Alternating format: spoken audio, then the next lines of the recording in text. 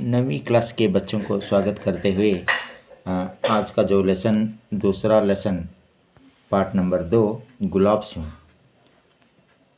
सिंह इस गद्य को ख्यात कवयित्री या लेखिका सुभद्र कुमारी चौहान इन्होंने लिखे हैं। सुभद्र कुमारी चौहान, इनका नाम बहुत फेमस या प्रसिद्ध है क्योंकि इन जो कविता मेरा नया बचपन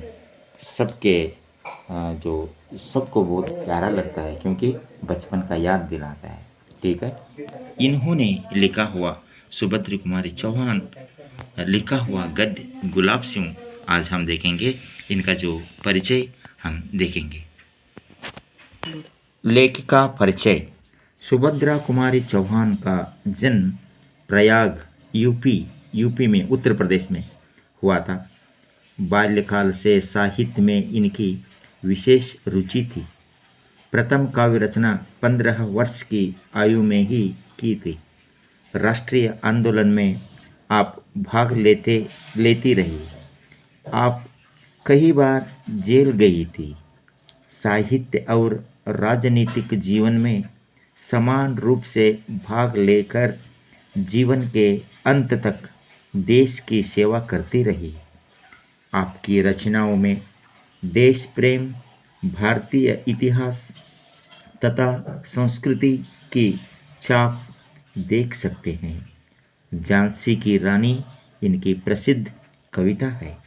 कविताओं के संकलन त्रिधारा और मुकुल नाम से प्रकाशित हुए हैं।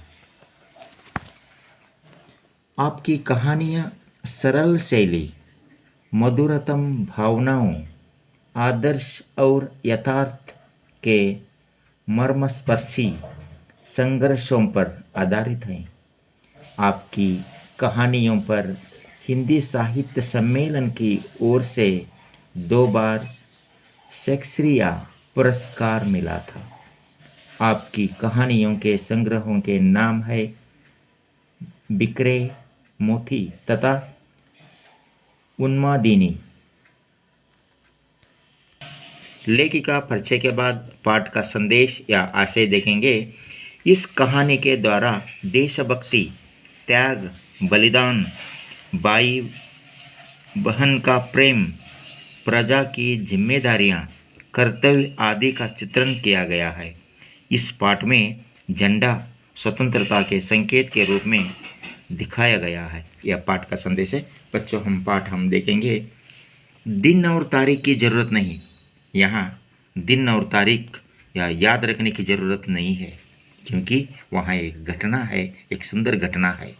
जब हम अमर अंत की कहानी कहने वाले हैं तब एक दिन एक तारीख को पकड़कर क्यों चले। हम एक अच्छा कहानियाँ आपको बता रहे हैं और यादगार कहानियाँ बता रहे हैं और दिन और तारीख लेके कुछ क्या फ़ायदा है। ठीक है, कहानी क्या है देखेंगे। उसके घर में पिता थे। देखो, उसके घर में पिताजी थे, माँ थी और एक गुड़िया सी बहन थी। ये सब एक ही कुटुंब में थे। क्या? पिता थे, माँ थी और एक गुड़िया सी बहन थी। गुलाब सिंह सारे घर का दुलारा था। मगर यहाँ गुलाब सिंह सारे घर का दुलारा बहुत प्यारा था। एक दिन की बात है, वह बीमार पड़ा। गुलाब सिंह बीमार पड़ा। माँ ने उसका खाना बिल्कुल बंद कर दिया था। माँ उनको खाना देना बिल्कुल बंद कर दिया, थोड़ा भी नहीं दे सकती थी। पर उसका बार बार कुछ खाने को मांगना, वो बार बार खाने को मांगता था माँ से। छोटी बहन से न सहा गया। यह देखकर, उनकी एक छोटी बहन थी गुड़िया सी, उसको ये देखकर सहन न गया। वह चुपके से गुड़ और चने चुरा ली। घर से चुपके से गुड़ और चना चुरा कर और खिला दिए। अपने भाई को खिला दिए, अपने भैया को।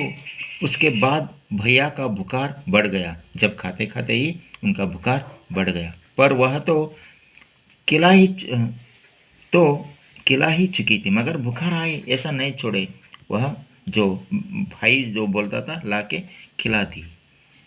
अपने भाई के संतोष के लिए वह माँ बाप का गुस्सा भी सहने को तैयार थी। अपने भाई के प्यार को पाने के लिए अपने माँ बाप की गुस्सा भी सहने को तैयार थी, क्योंकि वहाँ तक वह गत थी। पर भाई ने गुड़ चने की बात किसी को न बताई। जब बहन, गुड़िया जैसी बहन जो गुड़ चने देते थे, वो किनको भी पता ना था। धीरे धीरे रोग उतर गया, पर भाई का मन में बहन के प्रेम की छाप पड़ गई। धीरे धीरे उनको आराम हो गया, मगर उनके दिल में बहन की जो प्रेम छाप जैसी पड़ गई, मतलब यादगार रह गई। ऐसी एक नहीं, उन अनेक बातें बहन की, माँ की, पिता की उसके मन पर छपी थी।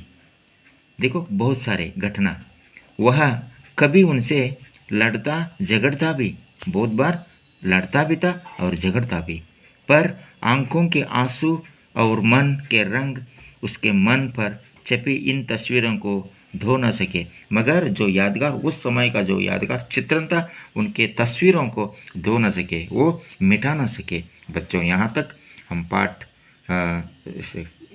स्टडी किए हैं। आगे जो इसके ऊपर जो क्वेश्चंस और आंसर्स आते हैं, कल हम चर्चा करेंगे। धन्यवाद।